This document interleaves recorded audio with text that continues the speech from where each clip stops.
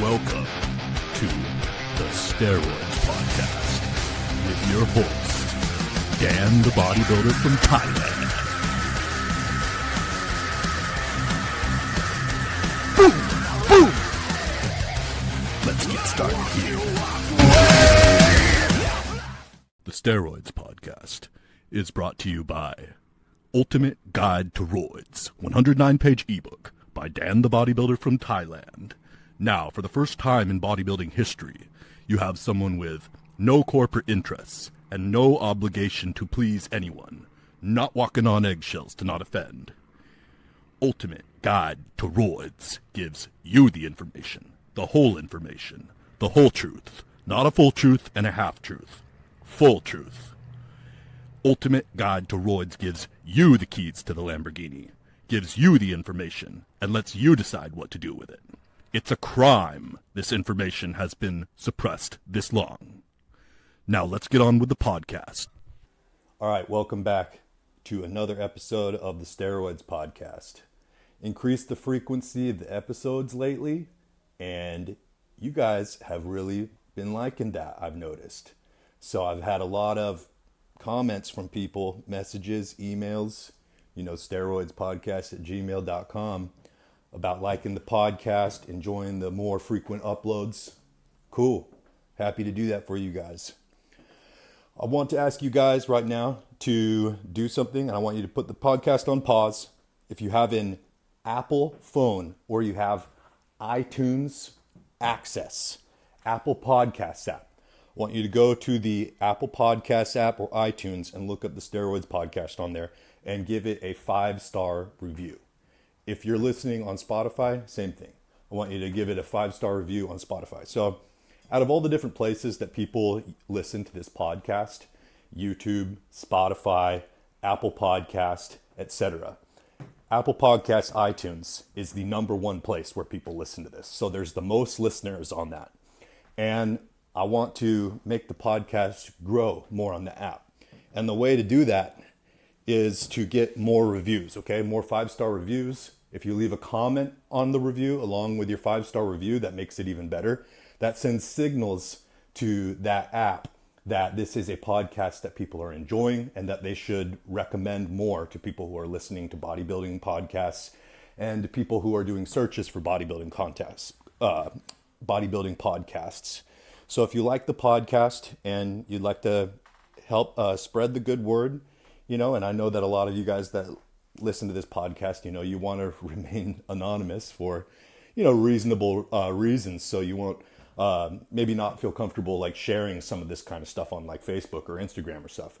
So if you'd like to, give a helping hand out to this podcast, the Steroids Podcast, and help it grow, going to Apple Podcasts, that's the number one place. And if you don't have an Apple phone, then going to Spotify and leaving a 5-star review for this podcast. I would appreciate that big time. So if you were standing there and you were like, yeah, I'll do it. Or if you were listening to this podcast and you were like, okay, I'll do it. I would be like, yes. And I'd give you, bam, I'd give you a big ass high five, okay? That's what I'm saying. I really appreciate that, bro. All right. Next order of business is if you guys want to get on the phone with me or join the 1-month daily text messaging program on WhatsApp, hit me up at steroidspodcast@gmail.com to do that. So there's been some questions about the text messaging program and what that is. So there's a bunch of guys that are podcast listeners that we talk every day on the WhatsApp text messaging program. And so that isn't just about steroids, you guys, or just about gear, okay? When we do that, I'm there for you for whatever you need. So it's, diet, training, adherence, gear, cycles, side effects, troubleshooting. A lot of these personal trainers, you hire them. And I hired a personal trainer too back when I was natural. I hired Matt Ogus's coach, to coach Team 3DMJ, and they just bark orders at you. And they're like, follow the plan. And it's so stupid, And if you say like, what you're telling me to do is causing me extreme pain and suffering and making it so that I can't live my life. they're like, well, you need to be harder, stronger, and more hardcore. That's the sign of a coach or a personal trainer who has no idea what in the fuck they are doing, okay? The kind of trainers that are the real ones that get results are people who go with your situation. They can deal with your psychology and your metabolic system, your body type, and they can find out what you need to do to get the best results for you. They don't just bark orders at you and say, this is what you're going to do. They help you individually, okay? So that's what my monthly text messaging program is about. It's $99 a month. And it's, we can talk every day on there. The maximum amount of time that guys go between replies from me is 24 hours, but it's usually less. So that's that. And then the next thing would be that follow Steroids podcast on Instagram. And if you want to see like my daily life, what I'm doing, I always on Bodybuilder in Thailand on Instagram. You can follow me on there and the story, people like to watch the story on there of what I'm doing. And, it's the same thing, on my Instagram story. If you enjoy the, brutal honesty about, what I talk about on this podcast, that's my personality, not just with roids, I am 100% only about the truth, about my entire life, about everything that's going on. And you know what? I'm willing to die for freedom, okay? And I'm not just saying that. I am willing to die for freedom. And so this is the kind of person you're dealing with. Okay, guys? All right, the first question for today on the podcast is from Dane. Dane asks, been reading people say minimum 500 milligrams or more for primobolan, and you've mentioned up closer to 1,000 milligrams for optimal results. Now, I know that farm grade versus UGL is a whole debate in itself, but for this sake of this discussion, let's assume that the quality is as expected. And yeah, there's been a little bit of confusion about that. Like, is it possible to get UGL primobolan that is, accurately dosed and good? Yes. Any kind of steroid hormone can be had from UGLs at maximum potency and can be made well, It's about finding the right ones. If you're using UGLs, if you're not using pharma grade gear, these UGLs, if they have the right, the right raw ingredients and, they're making them in a very sterile environment using high quality, sterilants, dilutants, and oils to do it, they can make a very good product that is comparable to pharmaceutical grade. Now, you are playing Russian roulette when you're finding this out, okay?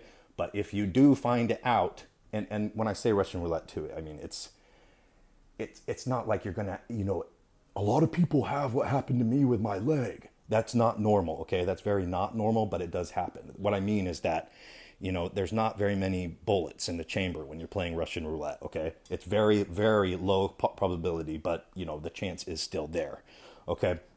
So that's what I'm saying about UGL. Some people, too, have asked me, continually, should I feel bad if I'm using UGL or something? And, my answer to that is that most people who are bodybuilders are using UGL, okay?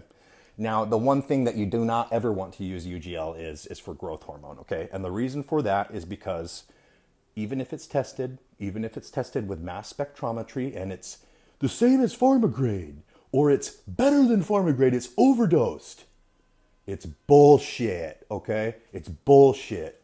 How you make growth hormone is you have genetically engineered viruses, okay? And you have E. coli bacteria. And you use the genetically engineered viruses to insert them into the E. coli bacteria and make genetic changes to the E. coli bacteria with the viruses so that the genetically modified E. coli bacteria now produces, for its reproductive product, human growth hormone instead of more E. coli bacteria, okay? So if you think that some dude in a lab can make that, no. The only stuff that works the right way, and this is what the pros are using, the only people who are using the generic dog shit is gym rats, okay? So if you want to look like pros or you want to like look like your heroes, you need to use what they're using. It's the same thing if you're playing music. You need to use the same equipment that they're using, okay? So I know that a lot of you guys say something like, oh, well, I just want to be on growth hormone and it's tested and I just want to use growth hormone and I don't want to pay for the real thing. Sorry, just don't use growth hormone. Just don't use it until you can, okay? Because the real thing, you see the results in 3 to 4 days from taking 2 to 3 IUs a day, okay? They say growth hormone takes a long time to see the effects. No, that is a lie for the purpose of scamming you, okay? That is a lie. Growth hormone is one of the most fastest acting performance enhancing drugs in existence, and it will completely change the way that your body looks within 1 week of starting it, okay? So that's pharmaceutical grade growth hormone. That is why you never, ever use something that a doctor would not feel comfortable giving to someone in a hospital. It has to be brand name. Okay, so back to the primobolan. But did the golden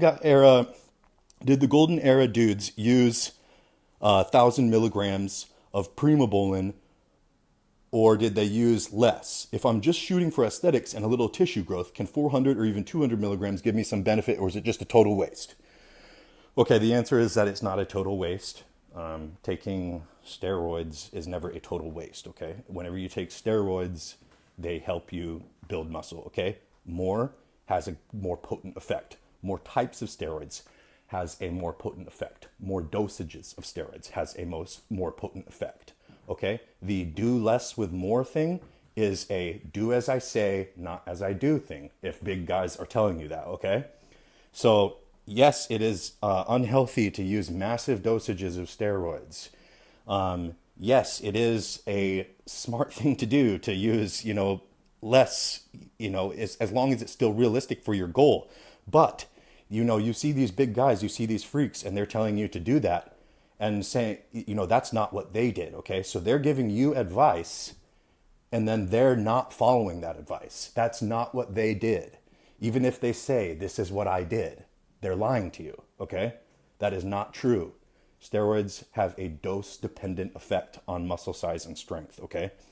And this is very well documented. Do not believe these guys that say that they are on TRT or, TRT with 2 IUs of growth hormone per day and a tablet of proviron per day, and they look like some freaky bodybuilder, okay? They are lying to you. They are lying to you. Okay, so as far as primobolan and what the effects are, you can get an effect from primobolan at 500 milligrams per week, okay? I wouldn't use it at less than 400 milligrams per week. So I know guys that use TRT. They use 250 to 400 milligrams of testosterone per week, or sometimes even 500 milligrams of testosterone per week, and they'll use 400 milligrams of primobolan per week alongside that. And the look that this gives, and what you can achieve on this, is a look that is like, you look like you're like a muscular athlete, like you look like, like an NFL player, okay? Like an NFL player.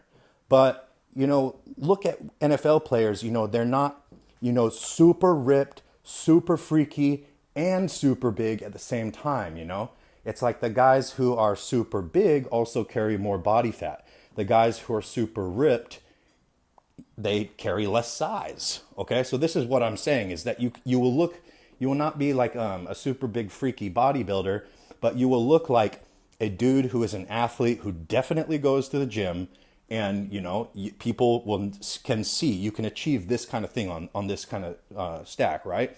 So 400 milligrams of primobolan, 500 milligrams of testosterone, 250 milligrams of testosterone. You can achieve the kind of physique that is going to make people, not think, oh, well, you're just, you go to the gym. What the hell? You think you're a bodybuilder? You don't got nothing. Because that's the way that it is for a lot of naturals, where, their hard work is totally not reflected in the results. Okay. So this is enough to make people think this guy trains in the gym. He goes to the gym. This is a guy who has more muscle than the average person, and he's able to do that while staying lean. Okay. But it's not going to be building you up some kind of big body, that is like a total powerhouse or something like that. Like that in your dreams, Okay. If you want, if you want primobolan to be effective and be like a powerful roid, it needs to be taken at 700 to 1,000 milligrams per week, and it can be taken in more too. Okay, so it is a powerful roid, and it's the same thing with testosterone, though. You guys, is that if you take 500 milligrams of testosterone per week, even for your first cycle, everyone is disappointed. Everyone. Okay. It's a disappointing experience. So if you take something like primobolan that is weaker than testosterone, or equipoise that is weaker than testosterone, and you think like, oh, I'm going to use these tiny amounts of milligrams, like 250 milligrams a week. Welcome to TRT, bro. Welcome to TRT. Like, you got to be realistic with these things. And this is what you see, like, this is why I'm like, pretty passionate about like calling out these freaking liars and shit, because, they're lying like that because they want to be bigger than you. And you know what? They're making you feel like shit about yourself, okay? And they want to be, feeling like they're some kind of god, okay? So you can tell them to fucking shove it, okay? If you got to be realistic about using these hormones in bodybuilding. So guys in the golden era, these guys that say, oh, I used a shot of Deca a week, and I used 20 milligrams Anavar a day, and 3 D balls, 15 milligrams a day. Dude, those guys are lying out their asses. They're lying out their asses, okay? You want to hear something that is real? Go to Ric Drasin's channel, Ric's Corner on YouTube, okay? R.I.P. Ric Drasin. He just died a couple days ago. Very sad.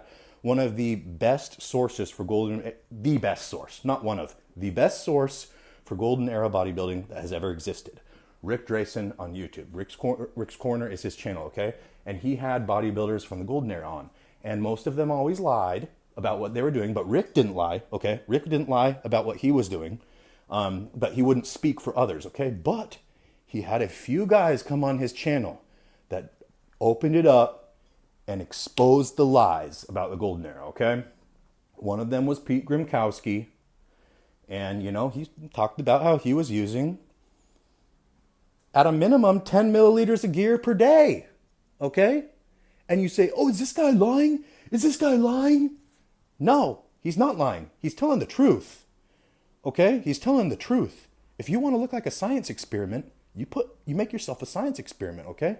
You will not look like you're on drugs if you're not on drugs. Being a bodybuilder is a drug look. That means that you are using unnatural hormones and unnatural dosages of them. So I don't mean to sound harsh about this guys. I'm not trying to like crush anyone or anything like that. I'm just trying to really hammer this through your guys' heads that what you have been told and taught about what bodybuilding is a lie. Okay? It is a lie. And if you will just understand this, it's like a painful truth that like you don't want to know. And like a lot of people want to bury their heads in the sand and don't want to, like, don't tell me. Because it's an uncomfortable truth, and they don't want to, they want to have this dream that they can achieve what their vision while not doing that. And, I'm sorry, but that's going to result in depression, sadness, and unfulfillment, okay? We have got to be realistic about what is happening in the world, what people are doing, how to do things, okay? We have to be honest with ourselves and not hide from unpleasant information. Okay? So that's what I'm talking about. That's what I'm talking about with primobolan, okay? These guys that say that they're, or Deca or whatever, these golden era guys that say they're using low dosages, that's not true. They were using astronomical dosages, okay? As much as they could possibly handle. That is pro bodybuilding. And they were the pro bodybuilders of the time. All right? Ugly truth. Okay, next question is from Anonymous. Hey, Dan, loving the podcast. Have learned so much while listening, while traveling between job sites. I have a new cycle with... I have a new cycle with 750 milligrams of test enanthate per week, 600 milligrams of equipoise per week, with a kickstart of superdrol 20 milligrams for 4 weeks. I'm just starting My third week, and I'm noticing I tend to urinate a little bit more. I do drink lots of water, but does anything I'm taking cause this, and what is the issue? Yeah, your prostate's swollen.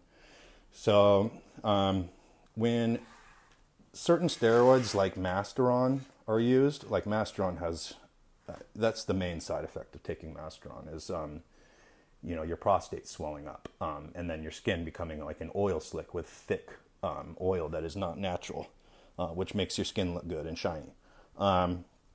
So that's Masteron, and superdrol comes from Masteron. Okay, it's not Masteron. People say like some things like, isn't superdrol just methylated Masteron? Okay, well, the methylation completely changes the character of the steroid, just like D-bol is nothing like equipoise, because D-bol is methylated equipoise. Okay, when you add that change to the hormone molecule, it completely changes the character of the molecule, okay? But you can say that, like, it's a parent hormone, so it likely has some similar characteristics to its parent hormone that it comes from, okay? It's definitely its own hormone and completely different than its parent hormone that it was made from. But it can share some characteristics. Okay, so superdrol is very androgenic and it's very anabolic and it's very stimulating. So when you're on superdrol, normally, if you don't have a super toxic response to it, I don't, most don't, but some do, you will have more energy. You will have more dopamine. You will be more ready to go, exercising on a moment's notice, springing into action on a moment's notice.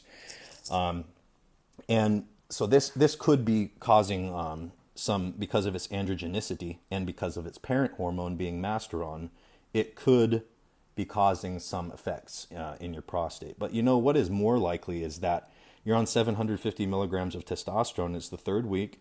Your test is starting to build up pretty high, and likely you have high estrogen levels. And if you have high estrogen levels and that mixes with dihydrotestosterone, that is the metabolite formed from testosterone. So there's an enzyme in your blood called 5-alpha reductase.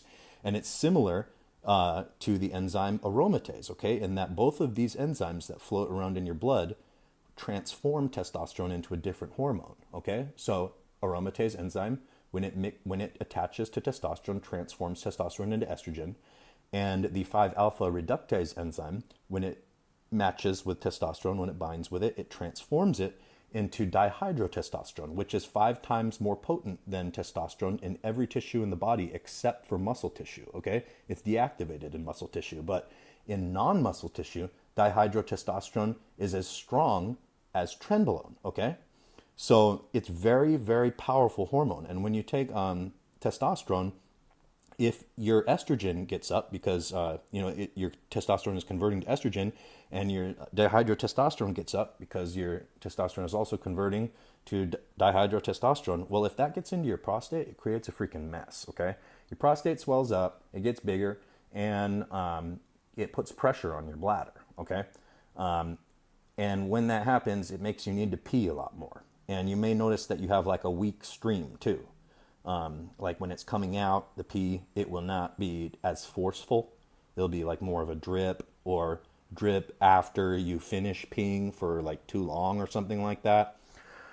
The main way to fix this, and the principal thing that will fix having a swollen prostate, is taking anti-estrogens. So if you take the anti-estrogen, you should, like Arimidex, letrozole, or exemestane, you should notice an improvement, a vast improvement within 3 hours. They're very fast acting, the anti-estrogens.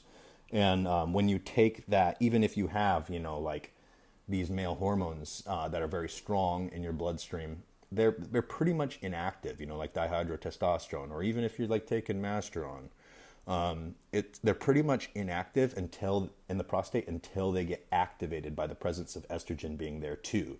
And then it causes, the prostate to swell up, which doesn't mean permanent growth, but it means that the prostate will swell. And then here's another thing, guys, is that if you're planning on taking steroids regularly, your prostate is going to grow, okay? It's not going to be as small as it was when you were not taking steroids. So the prostate is the most sensitive organ in the entire body to male hormones, okay? And mostly when they measure, how strong is a steroid at binding to the androgen receptor, they're measuring that by, taking prostate tissue and putting it in a petri dish and mixing it with whatever steroid they're trying to test. and seeing, how powerfully it binds to the prostate tissue, because that's the most sensitive tissue in the entire body to male hormones. So you are going to have, a larger, heavier prostate on steroids. That's an absolute fact, and it will never change. So it doesn't mean you're going to get prostate cancer, but again, if you mix the estrogen with the testosterone and that's in your prostate, then that means that you're having problems. You don't want that. And estrogen is carcinogenic. It is cancer causing. And having that mix of them, having high estrogen levels on steroids is incredibly unhealthy. Okay. So, they say like, oh, it's healthy to not take AIs. Well, that may be true, but it is, cancer causing to have high estrogen levels. So you need to balance those factors out. So for Anonymous, if you're looking to get your estrogen levels, if you're looking to get your normal peeing back so that you don't feel like you need to pee all the time, most likely what you need to do is take anti-estrogen. If that's not completely solving it, then the next thing would be reducing your testosterone dosage, so that you had less fluctuating estrogen levels and dihydrotestosterone levels, and that they were just lower overall. And then if that still wasn't causing it, then the third thing that would be like, in order of troubleshooting would be the superdrol, as its parent hormone is masteron, and it can share some of the characteristics. It really depends on your biology, though, on your personal biology. These hormones are very individual, guys. Everybody reacts to them very differently. It's all about finding the right roids that work for you and then sticking with them. Next question. Patrick asks, hey, Killer Steroids podcast, can you get big on pump training on a heavy cycle? I dislocated my shoulder a few months ago and have problems going heavy on pressing movements and have lost a lot of strength. Could I make gains with higher rep, lighter weight training, even without compound movements like overhead press and bench while on gear? God, I miss those movements.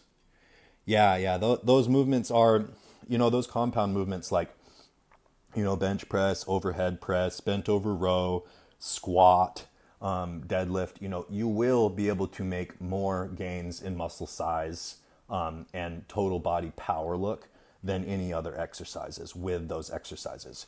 Does taking them out and not being able to do them, does that mean that, you're incapable of making gains anymore? No, but it means that you won't be capable of making as extreme of gains as if you had those exercises in. So some people, they've got knee problems, they've got hip problems or something. And, the squat is the most effective exercise in weightlifting for putting muscle on your entire body, okay? It's a fact, and people don't want to know that. It's another kind of like unpleasant truth, because a lot of people have trouble squatting correctly because they just haven't learned how to do it right. And then another thing is that it's a very painful exercise, it's very uncomfortable having all of that weight loaded on the top of your body and then having it crush you as you go down and then get back up. So, people, it's the same thing with ketogenic diets. It's also very uncomfortable to be inducted into a ketogenic diet and go through a carbohydrate withdrawal because, most people are addicted to sugar, and that's why it's put in all the foods in boxes and packages, so that you will become addicted to those foods, okay? So you have to basically go through like a freaking hardcore drug withdrawal to get off of it. And so people have very emotional responses about not wanting to do squats, about not wanting to limit carbs or eliminate carbs from their diet. It's a very emotional thing, very intense emotional feelings about these things. But the fact of the matter is that, with doing things like squats, with doing things like bench press, they will get you the best results. But can you make results without them? Yes, you can. Like I said, the results just will not be as extreme as they would be with them. So if you can't do a squat, can you still make gains on leg press? Absolutely. If you can't do a bench press, can you still make gains with dumbbell press or with hammer strength press or whatever, or even flies? Absolutely. Are the gains going to be as good as they could have been if you could do those compound exercises? No. But that doesn't mean just because you can't do the best exercises that you just need to not train. You can still train and you can still make progress. So what, if you got a shoulder issue and you can't do stuff like a bench press anymore, You can still do whatever you can do, but you just need to make sure that over time you're adding more sets, or you're adding more weight, or you're adding more sets with the same weight, or more reps with the same weight. You need to be okay. What you're doing when you're eating your food and you are taking your steroids is you are doing things that change your metabolic environment, that allow you to make muscular adaptations, okay? So you need to cause the stimulus to make those muscular adaptations in the gym, Just going to the gym for a year and doing the same thing, if your steroids aren't allowing you to increase your gym performance over time, it doesn't mean, doing more and more weight over time, but it does mean doing more and more of something over time, okay? Your sets lasting longer, your rest periods being shorter, you're doing more reps with the same weight, you're doing more sets with the same weight. Something's got to be increasing in order to push the amount of work that you're doing over time bigger and bigger, because that is the stimulus for change. Your body doesn't want to change. Steroids help change the metabolic environment in your body to help that happen, okay? So just keep that in mind. Yes, you can make gains, but make sure that you're making progress in the gym in some form or fashion. Next question is from Strunk, who he says, I love this podcast. It's very informative and great to listen to when working or at the gym, even though I am a natty. Anyway, my question for your podcast is about creatine. I know it isn't a steroid, but I'd like to know what you think of using creatine while on gear. Secondly, I've seen in the internet that creatine increases sex hormone binding globulin, SHBG. Is it worth taking? Another quick question, can you take proviron without being on testosteroids? Okay, I'm going to answer the one about creatine first. Okay. Most bodybuilders who are the biggest, most successful bodybuilders, or, not even just the biggest, but, the guys who are really, having a lot of success doing bodybuilding, they're not taking a lot of supplements, guys. Steroids are the real supplements, okay? Steroids, pharmaceutical grade growth hormone, etc. When they use supplements, they're truly using them in the sense of using them as a supplement. So, like protein powder, like 2 scoops a day, and, not using more. The rest of their day is whole food. Okay. If you want to, this kind of stuff, like changing, like some guys, they want to do a lot of cheating while doing bodybuilding. And this used to be me too. And steroids can help you be able to do more cheating, but you'll never be satisfied with your results until you stick to the program and do what you know that you need to do. Which is not eating rabbit food, not eating, some kind of cakes of protein powder mixed with pancake mix and microwaving it, or, fluffy casein protein mixed with xanthan gum or something. You can use those things as a supplement, okay? Once a day, twice a day, but you're not replacing your whole food meals with those things, okay? Use them like they're meant to be used, as a supplement to your whole food diet. So it's the same thing with the creatine. Most people who use steroids don't use creatine, okay? Point blank. Most people who use steroids do not use creatine. A lot of people who use steroids eat red meat, and red meat contains creatine. Red meat is very powerful for bodybuilding. It's powerful for bulking, and it's powerful for cutting. Very powerful tool, red meat. And, another thing, guys, is that if you're eating cholesterol, some people say eating cholesterol.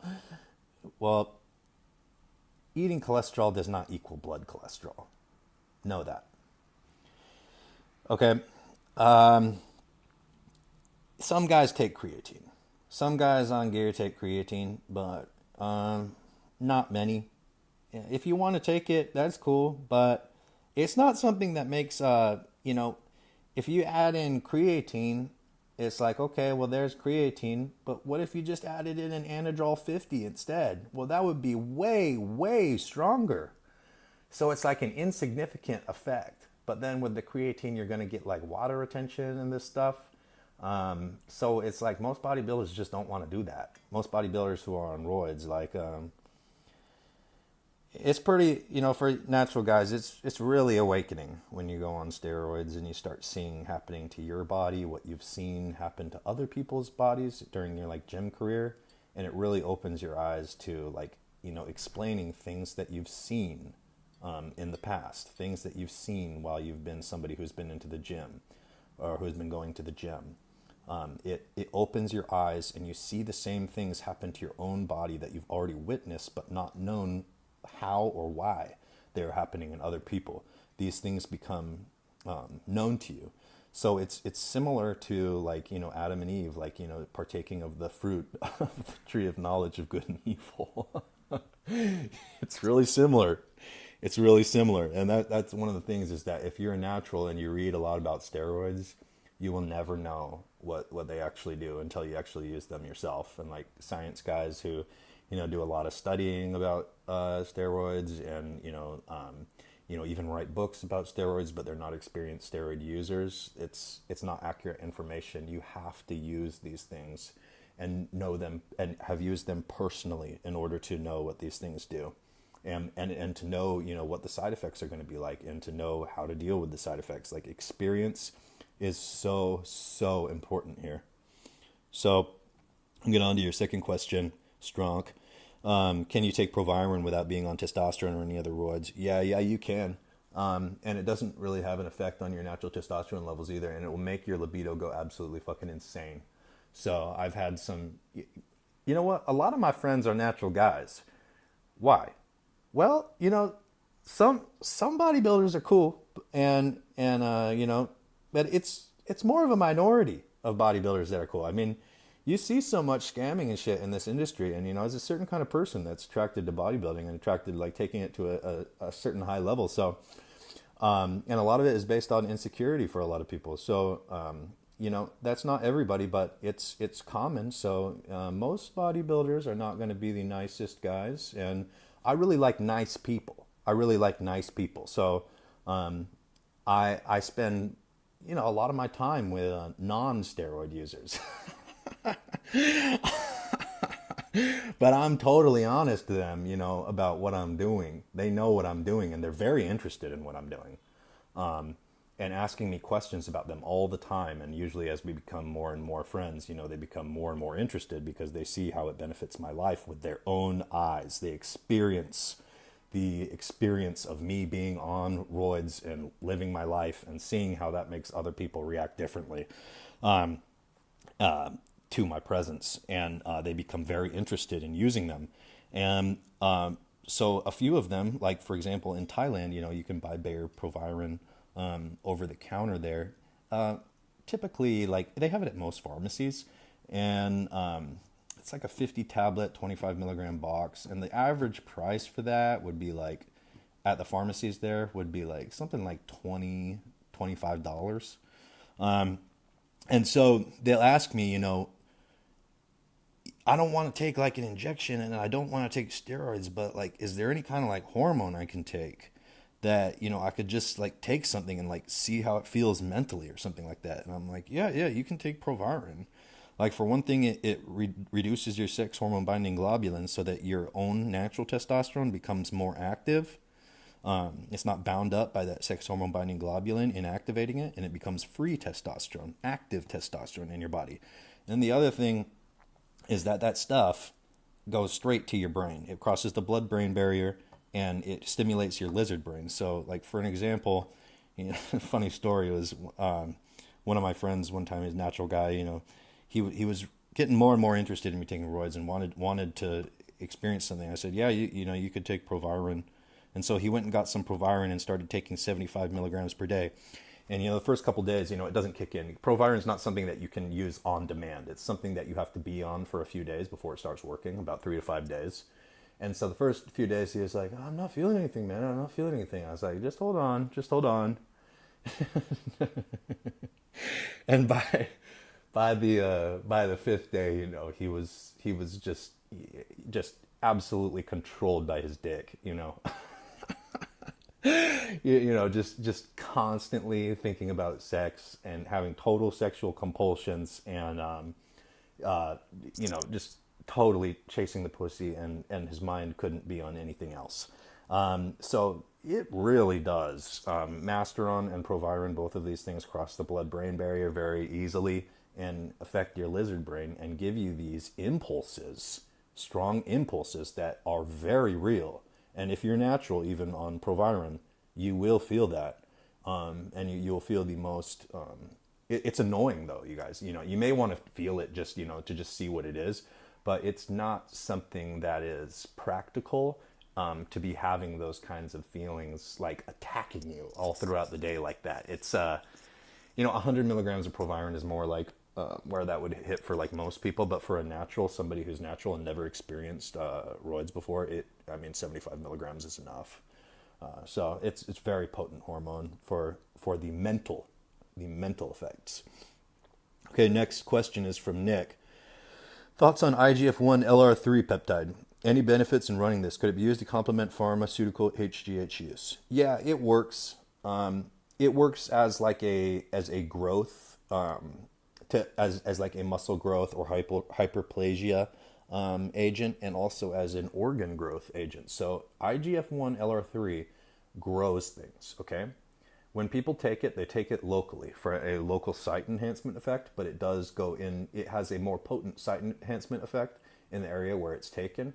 But it also, and it's like a recovery thing, okay? So you take it immediately post-workout, but it also goes systemic. And it's one of the major things that is like responsible, like mixing with insulin. It has very insulin-like effects in the body.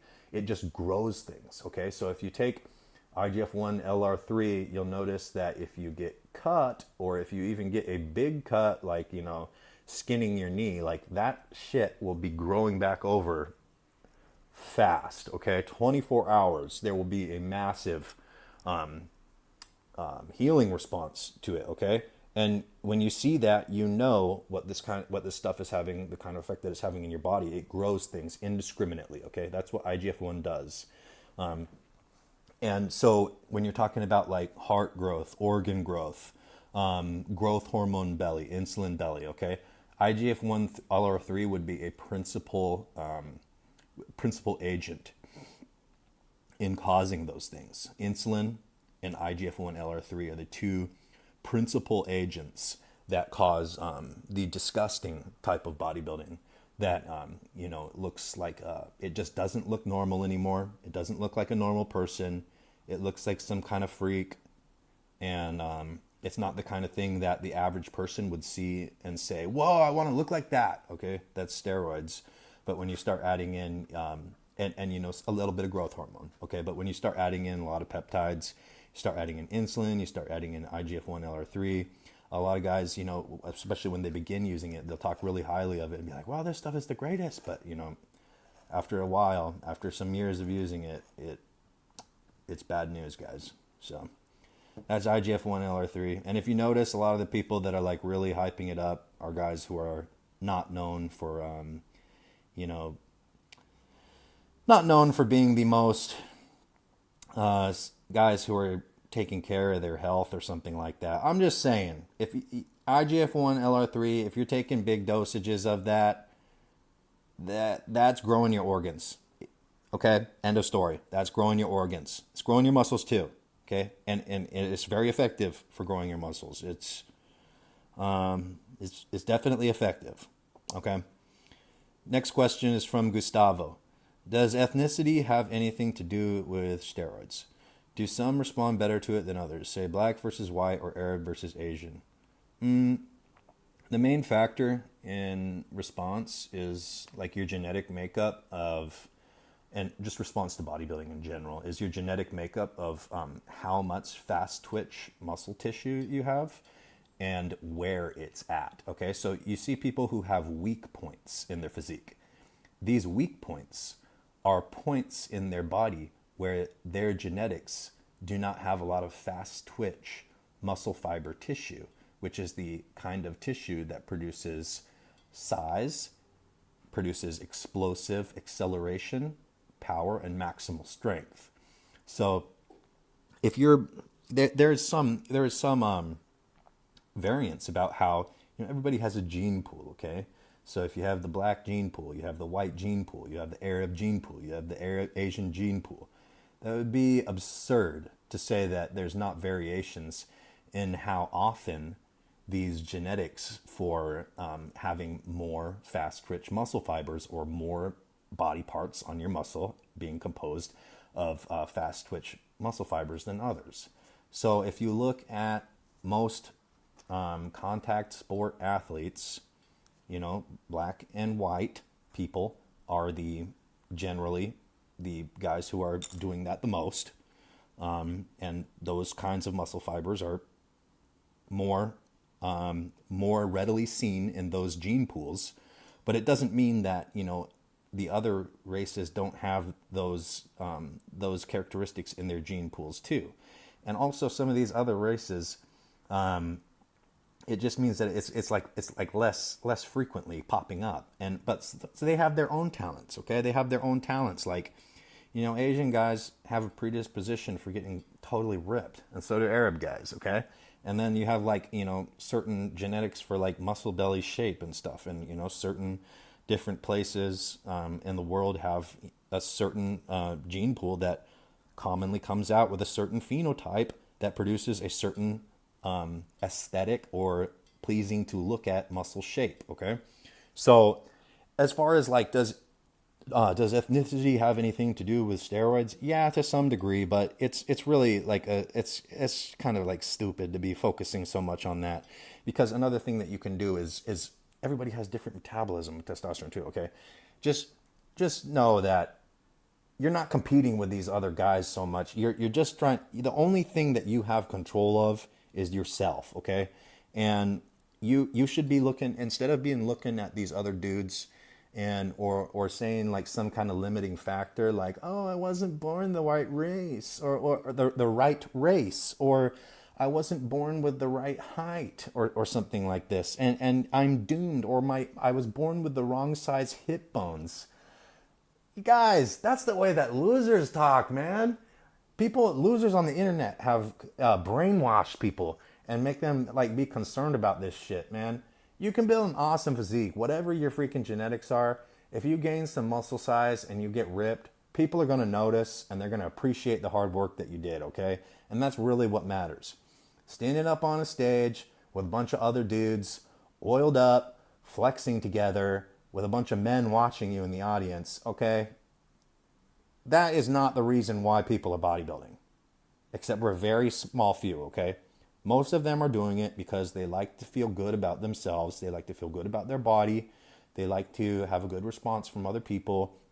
And they want to improve their body from the state that it's currently at and take it to something that is what they consider to be better, more powerful, more hard looking.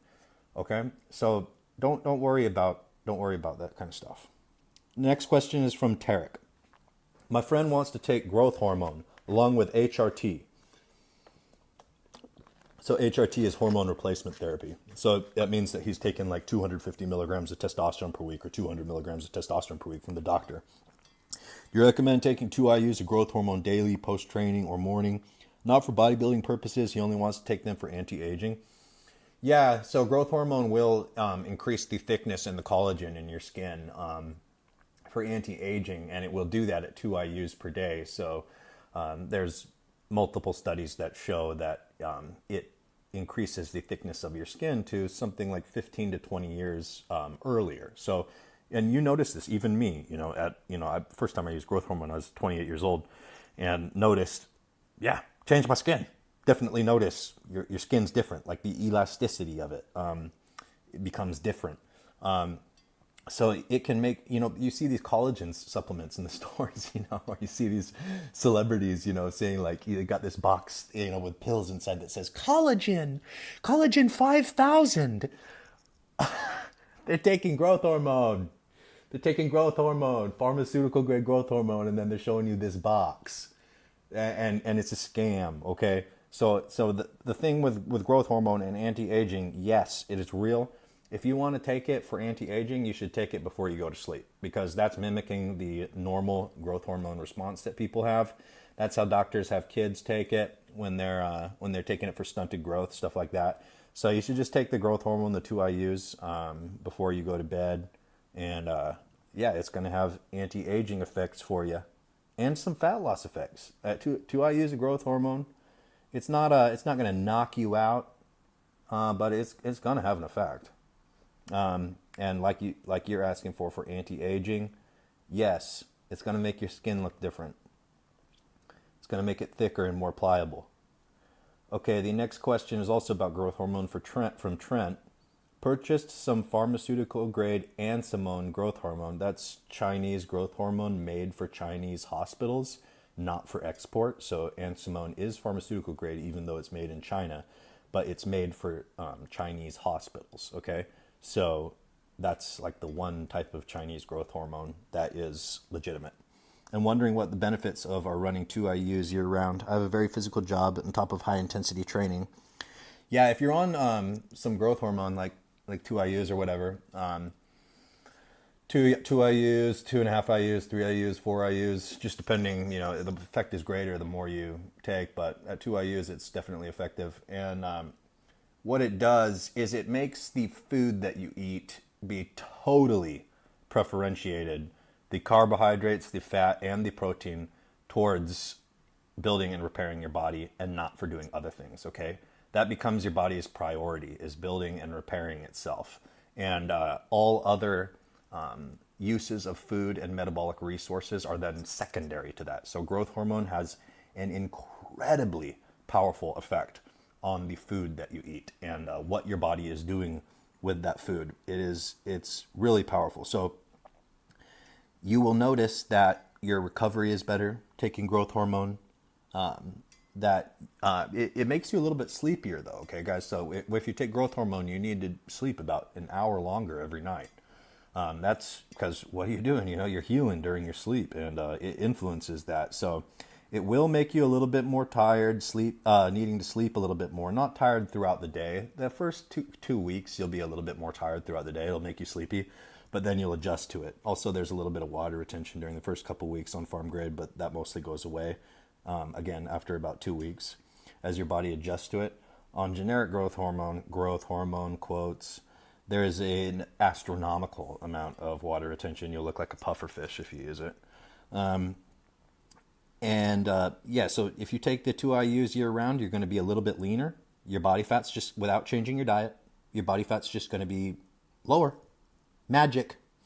And your muscles are going to be a little bit fuller. And your food that you eat is going to be used to recover more preferentially. So you'll get better effects from eating less food in your bodybuilding training. And yeah. All right, the next question is from C. Tarky. He asks, saw what you looked like a few days ago after being out of the gym for months. You kept a lot of size. Obviously, your strength might be down because of neural adaptations, but I'm impressed with that. Been listening to the podcast lots on Spotify. One question for muscle maturity. Does it exist? If so, how does this occur? Does the body adapt to your current body fat muscle mass and try to keep a homeostasis given the hormone profile and diet are consistent? Yeah, the muscle maturity, or like muscle size over time on growth hormone and steroids is a real thing, in that you will make permanent adaptations over time. How is this done? Okay, if you take a slice out of a steroid user's muscle and you take a slice out of a natural's muscle, in each muscle cell there will be multiple nucleus or multiple DNA depot, more DNA in the muscle cell of the steroid user. Okay, it increases muscle cell DNA content to use steroids, and taking more steroids over time makes this more intense. Okay, and doing growth hormone with steroids, the combination makes satellite cells or stem cells differentiate and become muscle cells. So stem cells are cells that are undifferentiated. They can become any cell, but if you train and then take growth hormone afterwards, and you're taking steroids at the same time, then those stem cells will be influenced by the growth hormone and steroid combination to become muscle cells. So you'll actually add muscle cells to your body. Whereas if you're just using steroids or if you're natural, you won't actually add muscle cells to your body. You'll increase the amount of, on steroids, you'll increase the amount of DNA inside the muscle, which is permanent, but you won't increase the amount of muscle cells that you possess. You'll be increasing the size and the amount of DNA in existing muscle cells. So that's what growth hormone does, and that's how it has an effect on like a permanent type muscle gain. But I do want to tell you guys too that like if you don't have the meds in your blood, you will not look like you're on the meds, okay? Even if you've taken roids for a long time, etc., if you've taken growth hormone for a long time, etc., they will go into hibernation mode when you go off of the gear, okay? And this happens for everyone. But the content, you know, the amount of cells, the amount of DNA in the muscle cells is permanent. And so when you've built up years and years on doing that, once you apply the hormones to your body again that make you big, it wakes that stuff up again. It wakes it up, and your body snaps back into shape. The best word to describe this phenomenon is the body snaps back into its bodybuilding form. So you'll see guys, and you'll notice this in your own body after years on roids too, that they'll go off cycle and they'll, you know, after 3 months or something, or 4 months, you know, they'll not look like anywhere near like they were, like when they were totally jacked up, you know, or yourself on gear. And you'll be like, oh, damn, you like lost a lot of muscle or something, or like you look way different. But then they go on cycle and it's like, holy shit.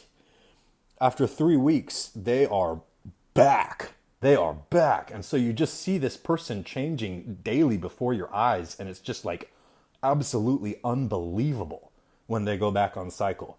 And that's because that information that their body permanently now possesses, it did not go away. It just went into hibernation mode. The muscles went into hibernation mode. And now when they apply the PEDs, the medications again, all of it is woken up and it snaps back to the way that it was before. Okay.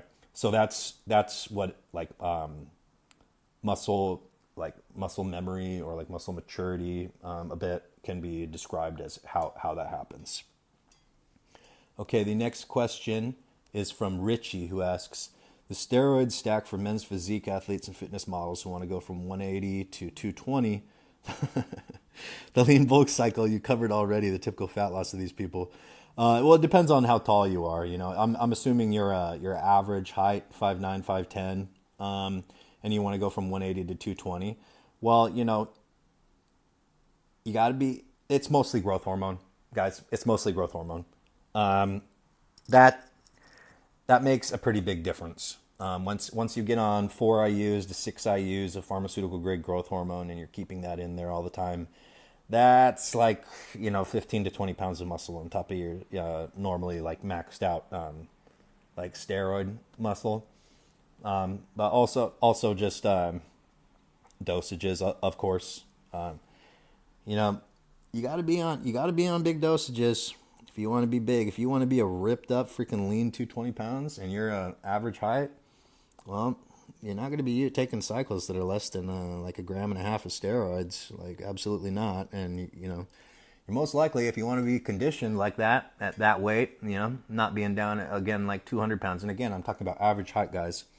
When you're conditioned, you know, you're going to need to be on pharmaceutical grade growth hormone. So that's pretty much the answer to that question. Agent asks, hey, still doing them truth bomb podcasts? I got a question for you. Do you jack up the dosage from the beginning of the cycle or slowly work your way up due to the absence of amount of androgen receptor present during the start of the cycle? I'm glad that you know that taking more steroids means that you create more androgen receptors. There's a heavy misconception and lie that meant to confuse people that, you know, oh, you're going to like burn out your receptors for your steroids. And the longer you take them, the more less you have steroid receptors because they adapt to having more in the blood. And it's actually the opposite. The more steroids you take, the more androgen steroid receptors you produce in your body to handle those steroids. So Agent already knows this. He's very well researched. Good question. Yeah, it is typical to increase the dosage as you go on with the cycle. Do I do this? Yeah, I do that, and that's pretty much what the pros that I know and the guys who are competitors or very serious bodybuilders with impressive physiques. That's also what they do. So this is something that, and it's also just natural because when you come to a plateau on your steroid cycles, and you will, and you want to keep it going, you'll notice that if you increase the dosage or add more, it keeps going, or add more types of steroids, it keeps going. So, I mean, yeah, that is a technique that is definitely used by successful bodybuilders. Okay, next question is from Dawson. Does tren have a strong sexual effect on women feeling attraction for you? Ever since I've been on it, women initiate a lot more and seem to always want to be around me. I haven't noticed this too much with other steroids, but with tren, they always seem to want my attention, even when I'm minding my own business. Well, yes and no. It does have an effect on sluts, guys. Because, and you know what? Sluts are not good news either. I just want to say something that, feminism creates sluts, okay? And while that may be pleasurable for a short period of time, and especially like when you're young, it can be fun to play around with that. What it overall does to our culture is absolutely destroys it, okay?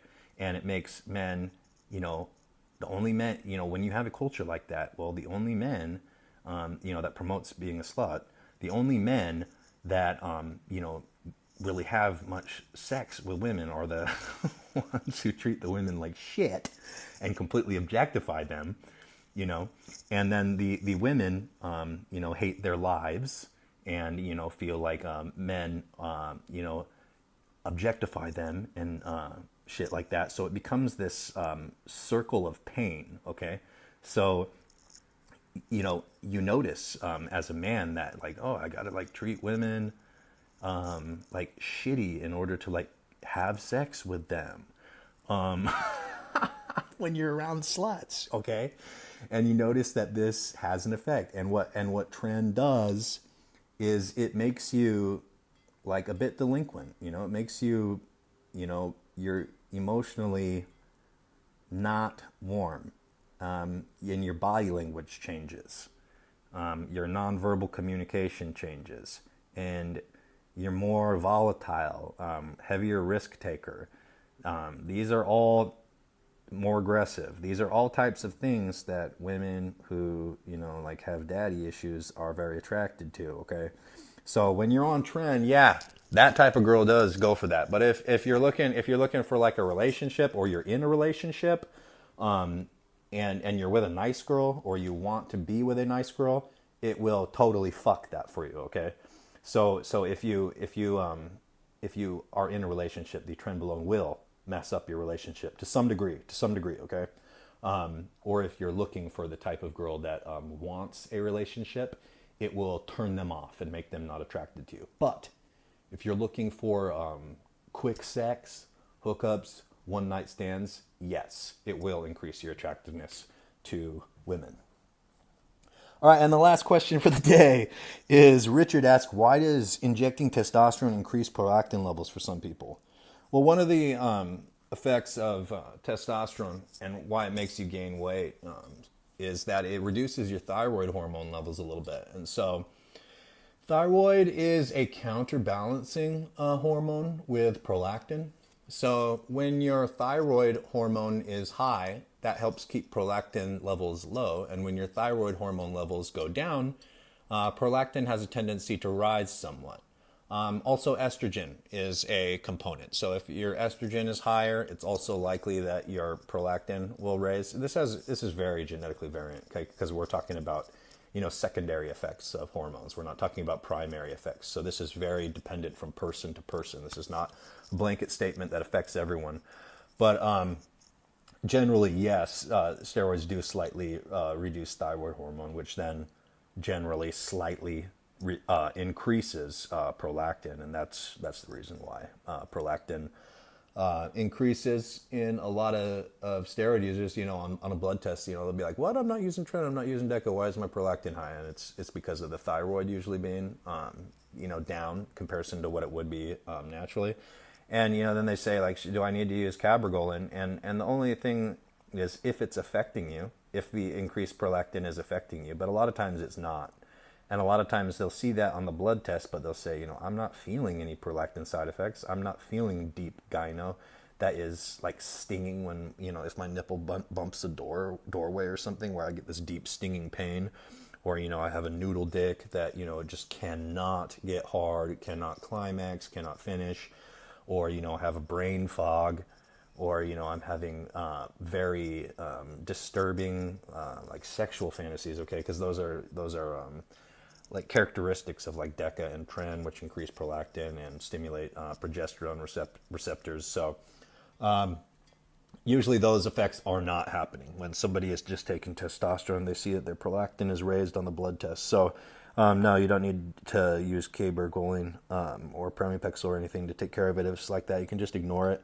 But if you are being bothered by those side effects, then yes, using a very low dosage of cabergoline, like a quarter milligram, like once or twice a month, will probably put it into order. If you would like your questions to be answered on the Steroids podcast, go to steroidspodcast.com and leave a comment with your questions, or email or private message steroidspodcast@gmail.com or steroidspodcast on Instagram. Until next time.